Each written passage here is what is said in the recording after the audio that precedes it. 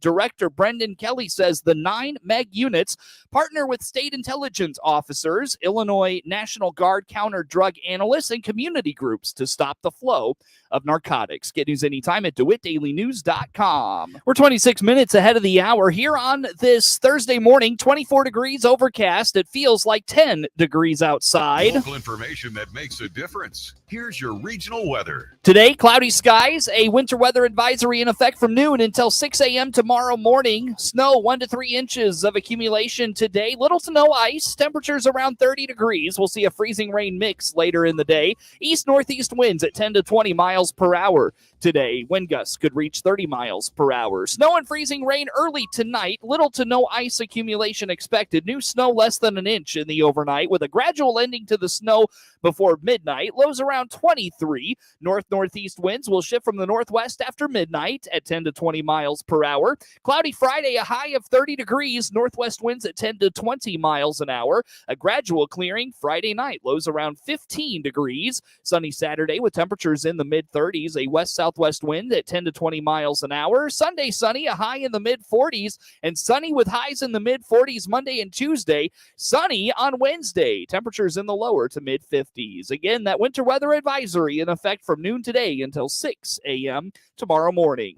24 degrees under cloudy skies in Bloomington normal, 25 in Hayworth and Leroy, 25 in Farmer City, 26 in Champaign and Urbana, 27 in Decatur, 25 in Mount Pulaski, 26 in Lincoln and Springfield, 25 degrees in Peoria. 24 overcast in Clinton, a wind chill of 10, east winds at 10 to 20 miles an hour, 80% humidity, 10 miles of visibility this morning. Get the latest in local weather at DeWittDailyNews.com. Your own home without the maintenance. If you're 55 or better, a beautiful Liberty Village villa could be yours. This is Erin, and I invite you to come take a tour of our move-in ready villa. Click the Liberty Village icon at DeWittDailyNews.com. Simply the finest. DeWittDailyNews.com is the area's leading local news source 24 hours a day, 7 days a week. Get the latest local news, obituaries, police blotter, weather forecast, and more with no paywall. Head to DeWittDailyNews.com to get the local information you need to know. ServPro of Piatt DeWitt Counties is proud to be the exclusive sponsor of WHOW Clinton Maroon Player of the Game. Announced at the end of every Maroon sports broadcast, our WHOW announcing staff will select that night's WHOW ServPro Piatt DeWitt Counties Clinton Maroon Player of the Game, whose play will be highlighted in each WHOW Maroon postgame broadcast, and that player receives a certificate. ServPro of Piatt DeWitt Counties. Make it like it never happened. Find out their services by clicking their icon at DeWittDailyNews.com. Thank you for listening to this Miller Media Group radio station. We appreciate you making the choice to tune in to us. We want to remind you of some things to keep the attorneys happy. Our stations allow one winner per household in a 30-day period. Cash prizes are mailed to our winners within 30 days of winning. And as you've probably already guessed, portions of today's programming on this Miller Media Group radio station were pre-recorded and are mechanically or digitally reproduced. There. Now we've made the attorneys happy. Thanks again for listening to this Miller Media Group station. Hey, this is Todd Gleason from Illinois Extension here with a time change for our daily market report on WHOW. You can now catch our daily review of the commodity markets at 5:06 on all of WHOW's many platforms. You'll still hear all of our commodity analysts and weather professionals each afternoon, but at a brand new time. And you'll still hear the weekly wrap-up of the commodity markets right here on WHOW when Commodity Week airs Saturdays at 8:30 a.m. Remember the time change for the daily closing market report on WHOW at our new time, 5:06 p.m. weekdays. You're listening to The Morning Show on the Big 1520 across Central Illinois. WHOW. Top of the morning. Thanks for being with us. I'm your host today, Seth Lawrence, and the WHOW Morning Show is streaming live to Facebook Live and YouTube. It's brought to you by Peterson Insurance, your Pekin Insurance agent in Clinton. My guest on this segment of the WHOW Morning Show is State Senator Chapin Rose. Senator Rose, a good morning to you, sir. How are you today? Morning, Seth. I'm doing great. How are you? I'm doing really well. Thanks for asking, and thanks for coming on. I know you're a busy man these days, and I appreciate a few minutes of your time as always. Chapin, I want to start with this. Of course, the indoor mask mandate in the state of Illinois is set to end on Monday, and one of the things that has come out of that is a kind of a renewed fight for returning local control to local schools. and allowing them to kind of navigate this situation on their own going forward. Those schools that have been fighting hard for local control in the last several months got a good victory when a Sangamon County judge ruled in their favor, and then the appellate court also ruled in their favor. And a big ruling, a lot of that appellate court decision had to do with a ruling from the JCAR committee there in Springfield. So, Chapin, I want to start with this. Your reaction to kind of the last 3 weeks of events leading up to what will now be a decision that the Illinois State Supreme Court will make here in the near future. Just your reaction to the last 3 weeks or so. Yeah, thanks, Seth. First of all, let's put this in perspective. There's over 800 school districts in Illinois. And as of 2 days ago, 82% of them had voted to walk away from J.B. Pritzker's mask mandate. Okay. And a little bit more context there. When the court, and by the way, it wasn't the court's ruling in favor of school districts, the court ruled in favor of the parents who are suing the school districts. Right. And so when the court ruled in favor of the parents, said this is no longer applicable, you had Pritzker came out immediately and said, well, it only applies to those schools who were subject to the suit. Everybody else has to wear masks. Okay. Well, one by one, a bunch of them stuck their toe in the water and said, we're not going to do it anyway. Right. Then about a week later, the appellate court, actually JCAR, which you mentioned, the Joint Committee on Administrative Rules in Springfield, which is a legislative committee, a joint committee of both the House and the Senate, basically backed away and said, you know what, JB, we're done. We're not going to keep doing this. And they refused to enforce his mandate in JCAR. And then the appellate court said, based on JCAR, there's nothing to hear because this is over, and ruled against him again. Well, in the process of all those rulings, and again, some districts were right out of the gate, several locally in your area, but others, like Decatur, just came around last week and dumped the mask mandate. Mm-hmm. But still, like Champaign-Urbana, as far as I know, is the only ones left in the entire region that still have this. But it's local control. That's their decision of their board. 82% of boards statewide have walked away. Yet J.B. Pritzker is still appealing this to the Illinois Supreme Court. Maybe it's time for J.B. Pritzker to start listening to the locally elected school boards representing 82% of the state of Illinois who've said we're done. Why is he not, Chapin? What is his basically incessant need to continue to dictate how kids, the cosmetics of kids in school? What does this stem from, in your opinion? Look, I think there's a complete psychosis there where he has to be right and everyone must do what he says. All right. And he just can't stand the fact that anybody would dare to disagree with him, mm-hmm. And in fact, 82% of Illinois school districts disagree with him. And yet he is now going against the clear will of the locally elected school boards of 82% of Illinois school districts. And by the way, the other 18% can wear masks. That's local control. That's their decision. Champaign-Urbana made that decision. Okay. Mm-hmm. They've got to deal with their voters locally, mm-hmm. but those school boards represent their communities. And he is now, again, for the third time in 3 weeks, thumbed his nose at parents, thumbed his nose at educators, and thumbed his nose at the local people who elected these local school districts to do what's best in the interest of their community. Mm-hmm. Not his community, not somebody else's community, their community. And I think what it is the poor little rich kid, okay, is so used to being able to buy whatever he wants that he just can't stand the fact that he can't get this. So he's hell-bent on doing it. Can I offer my theory on this, Chapin? Please. I think what he wants is, I think he wants to be the one that decides when this is all over. Like he put the end. I don't remember what came first, whether that Sangamon County ruling came first or his announcement that the mask mandate would end February 28th. But regardless, because the Sangamon County ruling really only applied to schools, he was able to kind of be the one to say, we're ending this February 28th. I think he wants to be the one that says this is over in the schools on, let's say the state Supreme Court takes this up and rules tomorrow or early next week. he's probably going to come out and say March 7th, March 14th, whatever the case may be. I just think it's a matter of he wants to be the one that says, this is over. I did this. This was my accomplishment. No judge, no court is going to be the one that makes this decision for me. He's not going to listen to anyone else but himself. And again, there's a psychosis here. When 82% of people are telling you to do something and you go the other direction, that's you. That's on you. But it's actually kind of funnier than that in a way. The timeline you just mentioned, the court ruled in favor of the parents. That was on a Friday.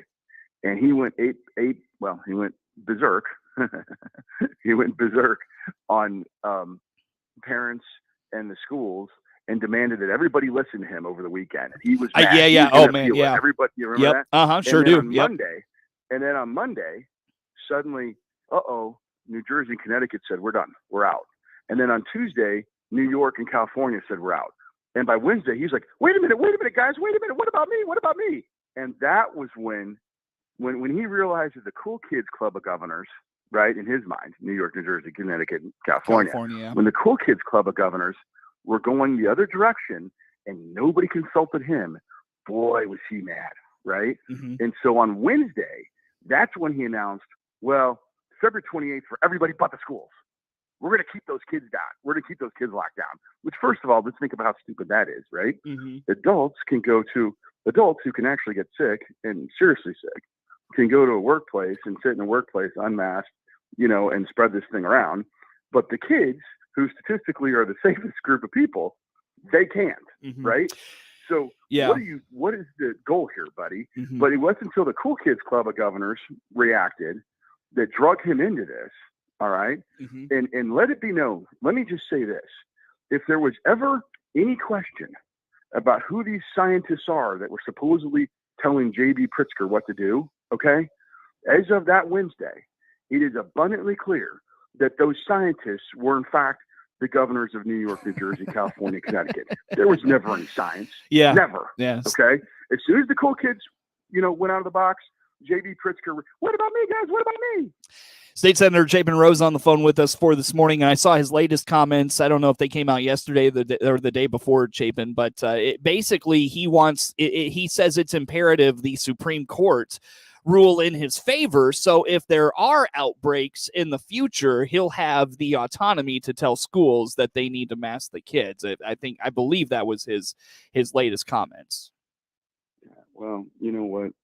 He had his chance, He had his chance to listen to people. He had his chance to reason and rationalize. And, I don't know if you remember back early on in May of 2000, I went out and compiled letters from just about every mayor in the 51st Senate District. And by the way, that wasn't easy to do, okay? That took weeks of staff and myself and everybody else to do that, okay? But we had virtually every community in 10 counties that was part of the 51st Senate District write a letter to JB saying, give us local control. We'll figure it out. We'll manage it with our local public health department. If we have an outbreak, we'll ramp them up. If we don't have an outbreak, we'll ramp them down. You know what I mean? Mm-hmm.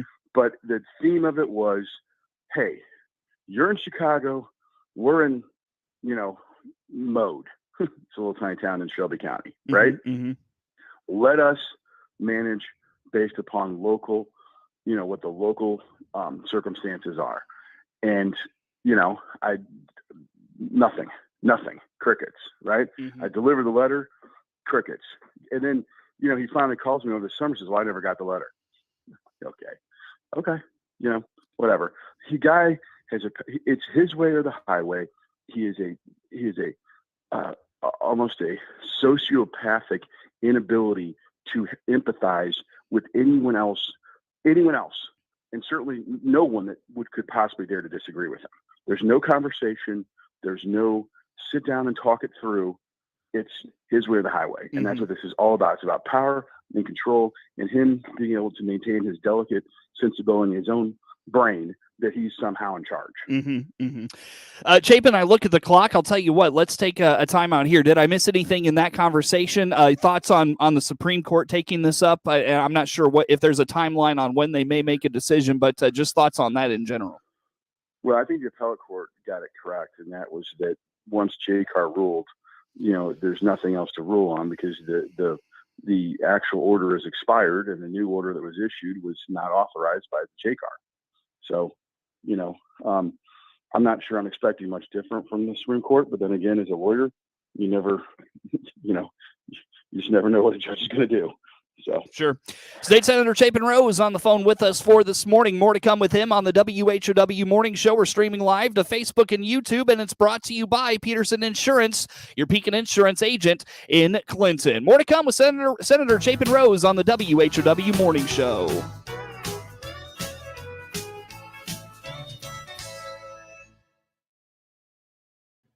Let's check the opening numbers now at the Chicago Board of Trade on this Thursday. I'm Jim Taylor on the RFD Radio Network. Corn, beans, and wheat all up double digits. March corn, 7.18 3/4, up 35. May corn up 35, 7.16 1/4. December corn up 25.5, 6.36 3/4. March beans reached 17.65 an overnight trade, currently up 43.5, 7.18 1/2. May beans 17.09 1/2, up 38.5, and November beans up 24.5, 15.12. March wheat 9.26 up 50. May wheat up 50, 9.34 3/4, and July wheat also up 50, starting today 9.28 3/4. March bean meal up 10.40, that's 481.50, and March bean oil starting today 73.85, up $3.13. Opening numbers of the Chicago Board of Trade on this Thursday. Jim Taylor, RFD Radio Network. New trucks and SUVs are coming here at Baum Chevrolet Buick in Clinton. This is Scott Baum. Yes, we have new inventory arriving, and you can see what will arrive right on our website. Just click on the pre-order and reserve tab. From there, you will find vehicles in transit and vehicles in production. Or just call our sales staff and we'll help. Find Silverados, Equinoxes, Blazers, including Tahoes and Suburbans, as well as our complete Buick line of SUVs. BaumChevyBuick.com, right from the start. Here's a supply chain update from Dave Jackson, owner of your Clinton Save-A-Lot. As a local store owner, I've learned many lessons from the last 2 years, from keeping my shelves stocked for you to selecting the freshest meat and produce and other items you buy every day. I want you to know that we've utilized our off-site storage facilities to beef up our inventory levels to avoid running out of items you buy. While there's no playbook for what we've all experienced, you have my personal commitment to keep our shelves stocked every day. Your Clinton Save-A-Lot appreciates your business, and we hope to see you soon. This is The Morning Show on 92.3 FM in DeWitt County, WHOW. Once again, good morning. Thanks for being with us. I'm your host today, Seth Lawrence. My guest on the phone, State Senator Chapin Rose, as we catch up for this morning. The morning show streams live to Facebook and YouTube. It's brought to you by Peterson Insurance, your Pekin Insurance agent in Clinton. Chapin, we were talking in the break there, and I meant to bring this up in our, in the last segment of our conversation. I've talked to so many superintendents the last few weeks as these rulings kind of, maybe one hadn't been put out at the time of a conversation I had, but so many tell me that the rulings of the Sangamon County judge really just open the floodgates. And, it's only those decisions to go mask optional by these districts are only empowered by the JCAR ruling and the appellate court ruling and all of those things. I think regardless of what the Supreme Court does, in fact, I would venture a guess if I put 9 out of 10 soups in our area on record, they all would tell me it really doesn't matter what the Supreme Court is going to rule. The toothpaste is out of the bottle and you can't put it back in. Yeah, so I think this is an excellent point, okay? And I think your listeners and parents in particular need to seize on this, all right? No matter what the courts do, I am absolutely of the belief that the vast majority of my school districts are not going to do it. They're just going to do civil disobedience and forget about it, okay? They have clearly moved on. In fact, the Tuscola principal announced on Twitter that the first 2 days of maskless was the best 2 days his entire high school has had in 2 years.